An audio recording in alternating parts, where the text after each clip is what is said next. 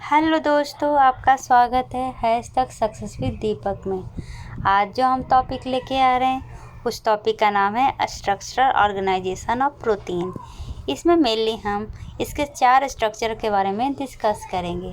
पहला स्ट्रक्चर होता है प्राइमरी, सेकेंडरी, टर्शियरी, क्वार्टिनरी। चलिए एक एक करके डिस्कस करते हैं। जो हमारा प्राइमरी स्ट्रक्चर होता है ना, वो मेनली पेप्टाइड बॉन्ड से बना हुआ होता है। मतलब कि एक जो अमाइनो एसिड है दूसरे अमाइनो एसिड से पेप्टाइड बॉन्ड से ज्वाइन रहेगा, तीसरा पेप्टाइड बॉन्ड से ज्वाइन रहेगा। ये क्या होता है? स्ट्रेट चेन होता है। और इसका जो पहला टर्मिनल है वो एन होगा, तो जो लास्ट वाला टर्मिनल है वो सी का होगा। ठीक है, ये याद रखिएगा। यहाँ तक समझ गए प्राइमरी स्ट्रक्चर में क्या होता है? ठीक है, इसमें मेनली हम क्या देखते हैं? तो इसमें हम देखते हैं sequence of amino acid, number of peptide chain और कितना अमाइनो एसिड का कंपोजिशन है उसका क्वांटिटी देखते हैं। ठीक है, इसमें जो बैकबोन होता है प्रोटीन का वो क्या होता है? कितना नंबर ऑफ पेप्टाइड बॉन्ड बना। तो चलते हैं, पहले पेप्टाइड बॉन्ड कैसे बनता है ये देख लेते हैं। क्योंकि पेप्टाइड बॉन्ड आपको पढ़ाई नहीं है। ठीक है, मान लीजिए ये क्या है? पहला अमाइनो एसिड है, ये दूसरा अमाइनो एसिड है। पेप्टाइड बॉन्ड हमेशा 2 अमाइनो एसिड के बीच में बनता है। ठीक है, अमाइनो एसिड का स्ट्रक्चर आपको बता देती हूँ। एक कार्बन होता है, इसका 4 बॉन्ड होता है। एक तरफ COOH, एक तरफ H, एक तरफ R और एक तरफ NH2। इतना तो आपको पता है। ठीक है, अब ऐसा ही 2 अमाइनो एसिड लेते हैं, हम ले लिए। ठीक है, अब इसके बीच में बॉन्ड बनाना है। क्या होता है? 2 अमाइनो एसिड के बीच में रिएक्शन होता है, मेनली एसिड और अमाइन के बीच में, और वाटर निकलता है। और वाटर निकलने के बाद हमारा क्या बनेगा? पेप्टाइड बॉन्ड बनेगा। तो इस पेप्टाइड बॉन्ड को देखिए, ये पेप्टाइड बॉन्ड बना है COO। मतलब कि ये जो है इसमें से क्या गया? ऑक्सीजन गया। मतलब कि एसिड से क्या गया? ऑक्सीजन गया। और ये जो अमाइन ग्रुप है इससे 2 H2 गया। ठीक है, तभी तो H2O बाहर निकला। तो क्या बना? पेप्टाइड बॉन्ड बना। किसके किसके बीच? तो कार्बन और नाइट्रोजन के बीच। ये समझ गए कैसे बना?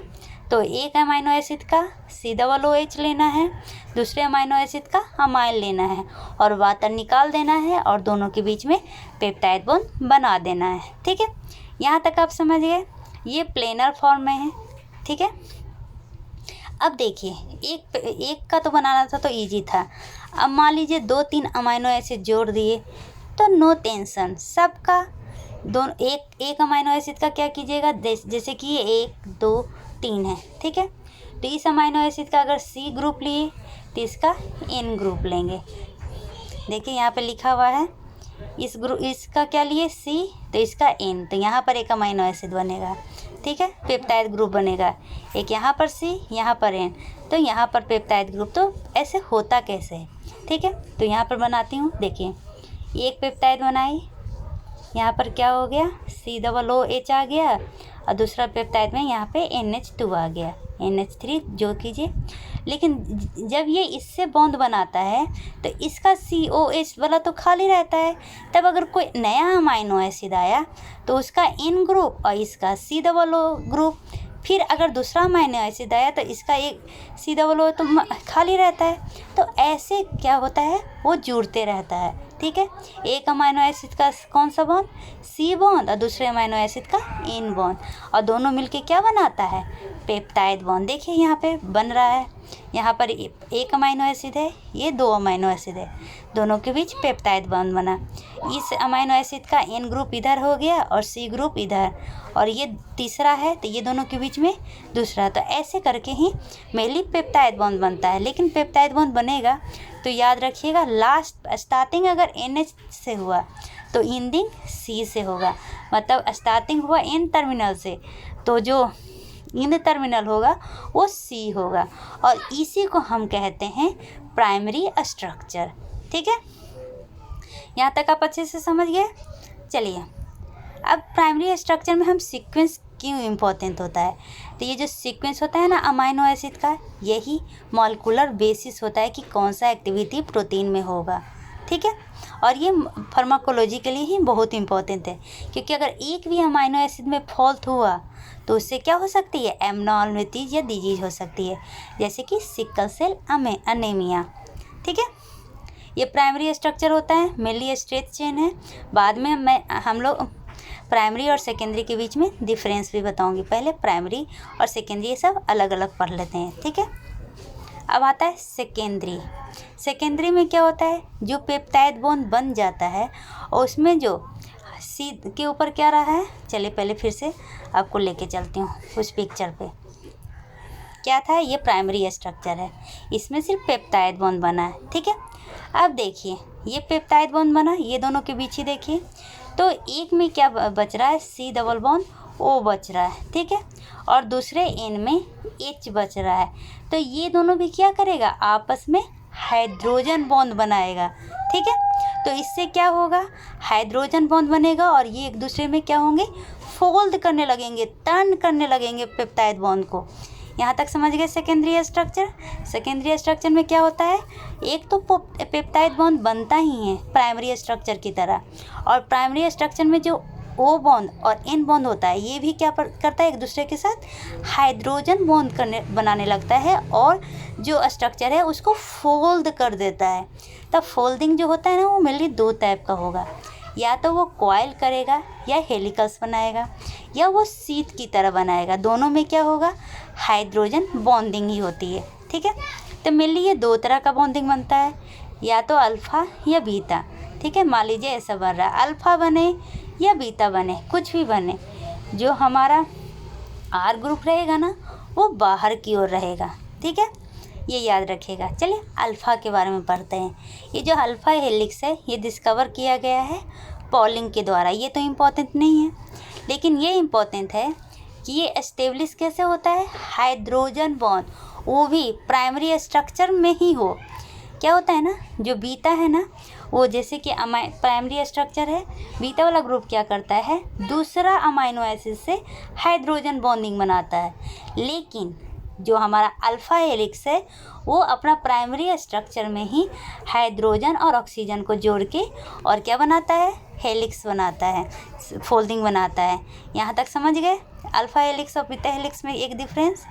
अब ये जो अल्फ़ा हेलिक्स है ये क्या करेगा, तो हाइड्रोजन आइटम बनाएगा सेम प्राइमरी स्ट्रक्चर में, और इसका जो रेसिड्यू होता है वो फोर्थ लाइन में होता है, मतलब जो रेसिड्यू बनता है वो चौथे नंबर पे होता है। ये याद रखिएगा, ये सबसे ज़्यादा एस्टेब्लिश होता है, और ज़्यादा एस्टेब्लिश मतलब जो एनर्जी होगा वो सबसे कम होगा। मतलब कि अगर पूछेगा कि जो अल्फ़ा और बीटा में कौन ज़्यादा स्टेबल है, तो अल्फ़ा है। क्यों, क्योंकि इसका जो एनर्जी होता है वो लो होता है और ये प्राइमरी स्ट्रक्चर में ही हाइड्रोजन बॉन्डिंग बनाता है। ठीक है, इसका जो फोल्डिंग हो, ये जो टर्न होगा वो 3.6 का होगा, डिस्टेंस 0.54 नैनोमीटर। ठीक है, और इसका जो स्पेस रहेगा दो के बीच में वो 0.15 नैनोमीटर। ये तो याद करने वाला है। इसमें जो R ग्रुप रहेगा वो बाहर की ओर रहेगा। मतलब अभी बताया था ना कि इसका स्ट्रक्चर इस तरह का रहता है, जो R ग्रुप रहेगा वो बाहर की ओर रहेगा, इसके अंदर नहीं रहेगा। लेकिन बीटा में क्या होता है, अंदर की ओर रहता है। कैसे, तो अभी आगे बताऊंगी, टेंशन नहीं लीजिए। ठीक है, ये आप अल्फ़ा देख लिए। अब इसको डी एस्टेबलाइज कौन करता है, डी एस्टेबलाइज करने का क्या मतलब है, ये जो अल्फ़ा हेलिक्स इस तरह का बन रहा है ये इस तरह का नहीं बन पाता है और स्ट्रेट ही रह जाता है। पहला तो अगर कोई चार्ज अमाइनो एसिड प्रेजेंट हो तो इसमें मेनली अमाइनो एसिड चार्ज नहीं होते हैं। दूसरा, जो बल्कि जो R ग्रुप है ना उसको सिंपल होना चाहिए, मतलब या तो H हो या CH3 हो, बल्कि R ग्रुप नहीं होना चाहिए। मतलब कि बल्कि कहने का क्या मतलब है कि C, इसमें भी C, मतलब बहुत सारा कार्बन बॉन्ड होना, उसमें डबल बॉन्ड, ट्रिपल, एकदम बहुत सारा R को ऐड करना, तो ये क्या हो जाता है, बल्कि R ग्रुप बना देता है, जिसके कारण भी हमारा स्टेबिलिटी क्या हो जाता है, खराब हो या ख़त्म होने का डर है। तीसरा, जो रिगिड, ये जो प्रोलीन है ना, ये याद रखिएगा, ये हमेशा याद रखिएगा, प्रोलीन, प्रेजेंस ऑफ फ्लोरीन के कारण क्या होता है, हमारा जो अल्फ़ा हेलिक्स है वो डीस्टेबलाइज मतलब टूट जाता है, हेलिक्स नहीं बना पाता है। ठीक है, क्यों? क्योंकि ये क्या करता है, एनसी के बीच में जो बॉन्डिंग होता है ना रोटेशन वाला, उसको ये रोक देता है और ये हाइड्रोजन बॉन्ड बनने से नहीं देता है। ठीक है, अब बीटा, ये जो बीटा प्लेटेड शीट है ये सेकेंड मोस्ट है। पहले तो इसका स्ट्रक्चर कैसा होता है, सेकेंडरी स्ट्रक्चर होता है। ठीक है, और ये सेकेंडरी स्ट्रक्चर में भी सेकेंड मोस्ट है, क्योंकि जो पहला है वो अल्फ़ा है। ठीक है, इसलिए इसको क्या कहा जाता है, सेकेंड मोस्ट कॉमनली ऑकर क्या है, प्रोटीन सेकेंडरी स्ट्रक्चर। ठीक है, इसका फीचर क्या है, तो इसका ये फीचर है, पहला क्या था, जो अल्फ़ा वाला था उसमें जो बॉन्डिंग करता है वो अपने में करता है, मतलब कि जो प्राइमरी स्ट्रक्चर है उसका जो हाइड्रोजन और नाइट्रोजन है वही क्या करता है, एक दूसरे से रिएक्ट करता है। लेकिन यहाँ पर क्या होता है, ये प्राइमरी स्ट्रक्चर है, दूसरा प्राइमरी स्ट्रक्चर आकर क्या करता है, ये कार्बन और में जो ऑक्सीजन होता है और दूसरे में जो नाइट्रोजन में हाइड्रोजन होता है, वो दोनों एक दूसरे से रिएक्शन करता है और शीट जैसा फॉर्मेशन करता है। ठीक है, देखिए लग ही रहा है। ठीक है, इसमें मेनली दो तरह का स्ट्रक्चर बनता है, पैरेलल और एंटी पैरेलल। ये क्या है आगे बताएंगे। ये समझ में आ गया। प्राइमरी में क्या था, प्राइमरी में था कि कुछ नहीं, एक sequence of amino acid peptide group से जुड़ा हुआ है, एक तरफ एन ग्रुप होगा, दूसरी तरफ सी टर्मिनल होगा। ठीक है, जो सेकेंडरी है वो दो टाइप में बता हुआ है, अल्फ़ा और बीटा। अल्फ़ा में क्या था, तो जो पेप्टाइड बॉन्ड में था उसमें प्राइमरी स्ट्रक्चर में ही ये क्या होता है, हाइड्रोजन बॉन्ड होता है। लेकिन जो बीटा है उसमें दो प्राइमरी स्ट्रक्चर एक दूसरे से साथ मिलके हाइड्रोजन बॉन्ड बनाते हैं। ठीक है, यहाँ तक कोई टेंशन नहीं है। मतलब इसमें क्या होता है, हाइड्रोजन बॉन्ड का इंटरचेंज होता है और ये कैसा होता है, जिग-जैग मैनर में। ठीक है, बताया था ना प्राइमरी और सेकेंडरी, ये इससे मिल रहा है तो ये जिग-जैग मैनर में जैसे उनका मर्जी होगा वो जुड़ेंगे। ठीक है, यहाँ तक समझ में आ गया। और ये लगभग एक दूसरे के परपेंडिकुलर होते हैं। ठीक है, जो अमाइनो एसिड होता है ना उसमें जो आर ग्रुप होगा वो ज़्यादा बल्कि नहीं होना चाहिए, क्योंकि अगर ज़्यादा बल्कि होगा तो वो एक दूसरे को दूर भेजेगा।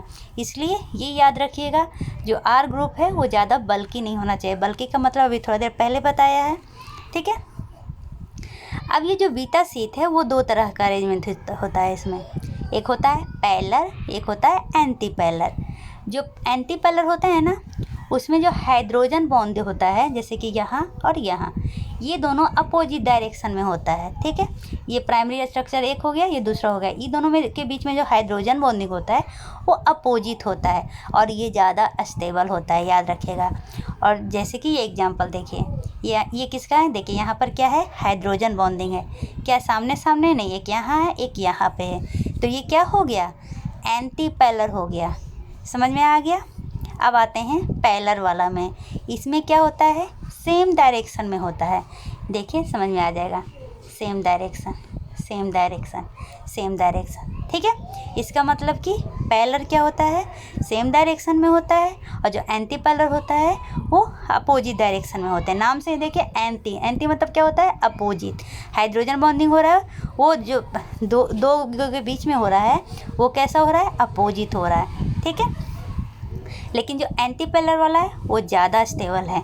देखिए ये पहला प्राइमरी स्ट्रक्चर है, ये दूसरा प्राइमरी स्ट्रक्चर है और यहाँ पर बॉन्डिंग बन रहा है। ठीक है, हाइड्रोजन बॉन्डिंग, ये समझ में आ गया। और कभी कभी ऐसा बनता है, ये कैसा बन गया, शीट लाइक बना है। ठीक है, और जो अल्फ़ा बनता है वो कैसा बनता है, ऐसा कॉइल। समझ में आ गया। अब देखिए इसको कौन डीस्टेबलाइज करता है। ठीक है, बल्कि आर ग्रुप ये अल्फ़ा और बीटा दोनों को करता है। ठीक है, लाइक चार्जेज अल्फ़ा और बीटा को दोनों को करता है, लेकिन अल्फ़ा को एक और करता है, वो है प्रोलीन। याद रखिएगा, अल्फ़ा को कौन एक और डिस्टेबलाइज करता है, प्रोलीन। ठीक है, यहाँ तक समझ में आ गया। टर्शियरी में थोड़ा और ज़्यादा कॉइल होगा। ठीक है, प्राइमरी में स्ट्रेट चेन, सेकेंडरी में थोड़ा सा मुड़ा, टर्शियरी में बहुत सारा मुड़ के बन जाता है। ठीक है, तो इसमें होता कैसा है, 3D डायमेंशनल स्ट्रक्चर होता है। ठीक है, इसमें होता क्या है, जो अल्फ़ा हेलिक्स है, बीटा हेलिक्स है, सब क्या करते हैं, एक दूसरे से क्लोज हो आ जाते हैं और कैसा स्ट्रक्चर बनाते हैं, स्फेरिकल। पूरी तरह स्फेरिकल नहीं, क्योंकि पूरी तरह स्फेरिकल किस में होगा, क्वार्टिनरी में होगा, लेकिन लगभग स्फेरिकल वो शेप बनाते हैं। ठीक है, इसमें मेनली क्या होता है, हेलिक्स भी होता है, शीट भी होता है, बेंस भी होते हैं, टर्न भी होते हैं, ये सब मिलके एक डोमेन बनाते हैं, लेकिन वो स्फेरिकल नहीं होता है पूरी तरह। इतना समझ में आ गया। अब इम्पोर्टेंट फीचर्स क्या है, जो अमाइनो एसिड होता है वो एक दूसरे से क्या होते हैं, डिस्टेंस होते हैं प्राइमरी स्ट्रक्चर की तरह, लेकिन वो फिर ऐसे फोल्ड करके, जैसे कि ये प्राइमरी स्ट्रक्चर है, ठीक है, ये प्राइमरी स्ट्रक्चर ऐसे फोल्ड करके क्या हो जाएगा, एक दूसरे के पास आ जाएगा और ऐसे कर करके बहुत सारा स्ट्रक्चर बनाएगा, लेकिन वो पूरी तरह सर्कुलर नहीं होगा। ठीक है, इसमें क्या होता है, जब ये स्ट्रक्चर बनता है ना, बहुत सारा क्या होता है, पेप्टाइड फोल्डिंग होता है, तो उससे क्या होता है, वाटर मॉलिक्यूल बाहर निकलता है। ठीक है, और मेनली ये इंटरेक्शन होता है किसमें, तो पोलर रहेगा तो पोलर के बीच में, और पोलर और नॉन पोलर के बीच में, पोलर पोलर या नॉन पोलर के बीच में नहीं, पोलर और नॉन पोलर के बीच में। जैसे कि आपको पता है कि लाइक चार्जेस क्या होता है, रिपल करता है, और अनलाइक चार्जेस अट्रैक्ट करता है। तो ये मेनली किसके बीच होता है, पोलर और नॉन पोलर अमाइनो एसिड के बीच में। ठीक है, इसमें कैसा स्ट्रक्चर बनता है, ग्लोबुलर प्रोटीन बनता है। कैसा, ग्लोबुलर, गोल बनता है, लेकिन पूरी तरह वो गोल नहीं होता है। और ये बाइंड किससे करता है, तो किसी आयंस के थ्रू। ठीक है, यहाँ तक समझ में आ गया। पूछेगा इसमें कि कौन कौन सा इसमें टाइप ऑफ इंटरेक्शन होता है, तो हाइड्रोजन बॉन्डिंग तो आपको पहले से ही पता है। ठीक है, दूसरा हाइड्रोफोबिक इंटरेक्शन, आर और आर के बीच में क्या होगा, इंटरेक्शन होगा। ठीक है, तीसरा इलेक्ट्रोस्टैटिक इंटरेक्शन, प्लस और माइनस के बीच में इंटरेक्शन होगा, और इलेक्ट्रोस्टैटिक इंटरेक्शन को ही क्या कहते हैं, साल्ट ब्रिज। कोवैलेंट, दो सल्फाइड ग्रुप एक दूसरे से जुड़ेंगे तो क्या बनेगा, ये कोवैलेंट बॉन्ड बनेगा। तो इतना बनता है टर्शियरी स्ट्रक्चर में, ये याद रखिएगा। ये पूछ सकता है कौन कौन सा टाइप ऑफ इंटरेक्शन हो सकता है टर्शियरी स्ट्रक्चर में। ठीक है, देखिए ये बन रहा है, यहाँ पे तो सारा दिखाएगा। ये क्या हो रहा है, हाइड्रोजन बॉन्डिंग हो रहा है, ये प्लस और माइनस है। देखिए पहले ये देखिए एसएस डाइसल्फाइड बॉन्ड हो रहा है। ठीक है, यहाँ पर क्या है, प्लस, यहाँ पे प्लस है, यहाँ पे माइनस है, तो इलेक्ट्रो वो क्या था, साल्ट ब्रिज, इलेक्ट्रोस्टैटिक। ये आर और ये आर, आर आर ग्रुप में क्या होगा, हाइड्रोफोबिक, आर आर में क्या होता है, हाइड्रोकार्बन्स होते हैं। ठीक है, तो ये सारा इंटरेक्शन आपको टर्शियरी में दिखेगा। तो इसका एग्जाम्पल क्या हो सकता है, याद रखिएगा। मायोग्लोबिन किसके अंदर आता है, टर्शियरी स्ट्रक्चर के अंदर आता है। ठीक है, इसमें एक टर्म आएगा, उसका नाम है मॉलिक्यूलर चैपरॉन्स। ये होता क्या है, एक ऐसा प्रोटीन है जो ये फोल्डिंग है ना, उसको ये करेक्ट करेगा। पूरी तरह फोल्ड होने से पहले ये फोल्डिंग गलत तो नहीं हो रहा है, ये चेक करेगा और उसको सही करेगा। ठीक है, तो ये मेनली होता कैसे है, तो ये ट्रांसलोकेशन से होता है। ठीक है, इसमें कौन कौन से हेल्प करता है, तो हीटशॉक प्रोटीन और चैपरोनिन्स। ठीक है, इसमें जो एंजाइम इन्वॉल्व होता है फोल्डिंग में, पहला सिंस ट्रांस आइसोमेरेज और दूसरा प्रोटीन डाइसल्फाइड आइसोमेरेज। दो एंजाइम हेल्प करता है चैपरॉन में, कौन कौन सा, पेप्टिडाइल प्रोलाइज सिस ट्रांस आइसोमेरेज और दूसरा प्रोटीन डाइसल्फाइड आइसोमेरेज। ठीक है, यहाँ तक समझ में आ गया। अब ये डोमेन्स और लोब क्या होता है, ये एक इंडिपेंडेंट फोल्डिंग यूनिट है जो 3 डिग्री में माने 3 डायमेंशनल में होता है। ठीक है, डोमेन्स और लोब। ये मेनली क्या होता है, सुपर सेकेंडरी स्ट्रक्चर होता है। सेकेंडरी स्ट्रक्चर क्या होगा, ऐसे ऐसे कॉइल होगा, ये ज़्यादा ऐसे ऐसे ऐसे ऐसे, मतलब सुपर सेकेंडरी स्ट्रक्चर होता है, बहुत सारी कॉइलिंग होती है। ठीक है, क्वार्टिनरी, क्वार्टिनरी कहने का क्या मतलब है, इसमें मोर देन 1 पॉलीपेप्टाइड चेन होगा। ये तो पता ही है क्योंकि क्वार्टिनरी कह रहा है। ठीक है, इसमें और क्या होंगे, जिसका मॉलिक्यूलर मास होगा ना वो 100 kg से ज़्यादा होगा। ठीक है, इसका जो एक यूनिट है पॉलीपेप्टाइड का उसको कहेंगे सब यूनिट। ठीक है, इसमें जो प्रोटीन आता है सब यूनिट में उसको कहते हैं ओलिगोमेरिक प्रोटीन। ठीक है, क्योंकि क्या होता है ओलिगोमेरिक प्रोटीन, इसमें एक जो सब यूनिट है वो एक से ज़्यादा होता है, और वो आइडेंटिकल भी हो सकता है और डिफरेंट भी हो सकता है। ठीक है, लेकिन अगर पूछेगा कि आइडेंटिकल सब यूनिट का एग्जांपल बताओ, तब प्रोटोमर्स। ये समझ में आ गया। क्वार्टिनरी ये ग्लोबुलर इन स्ट्रक्चर हो सकता है, एकदम गोल गोल गोल गोल गोल गोल। इसका एग्जाम्पल होता है हेमोग्लोबिन। ठीक है, क्या? हेमोग्लोबिन। तो इसमें कौन कौन सा इंट्रैक्शन होता है? तो सेम जो टर्शियरी में होता है, लेकिन इसमें ज़्यादा इंट्रैक्शन होता है क्योंकि इसमें सब यूनिट के बीच में होता है। ठीक है, तो hydrophobic interaction, electrostatic interaction, hydrogen bond और इंटरपॉलीपेप्टाइड डाइसल्फाइड बॉन्ड। ठीक है, ये तो समझ में आ गया। जो हाइड्रोफोबिक इंट्रैक्शन होता है ना, ये एक प्रिंसिपल फोर्स है जो सब यूनिट को टुगेदर रखता है। तो अगर पूछेगा सब यूनिट के बीच में कौन सा बॉन्ड होता है, तो हाइड्रोफोबिक बॉन्ड होता है। और यही डिफरेंस है टर्शियरी और क्वार्टिनरी में। टर्शियरी में सब यूनिट नहीं होता है और क्वार्टिनरी में क्या होता है? सब यूनिट होता है। ठीक है, ये देखिए प्रैक्टिस दिया हुआ है आपको पहचानने का कि प्राइमरी स्ट्रक्चर कौन सा है। तो ये प्राइमरी स्ट्रक्चर है। सेकेंडरी दिया हुआ है। हाँ, देखिए ये 4 पिक्चर दिया हुआ है, इसमें आपको पहचानना है प्राइमरी कौन है, सेकेंडरी कौन है, टर्शियरी कौन है और क्वार्टिनरी कौन है। ये क्या हो जाएगा?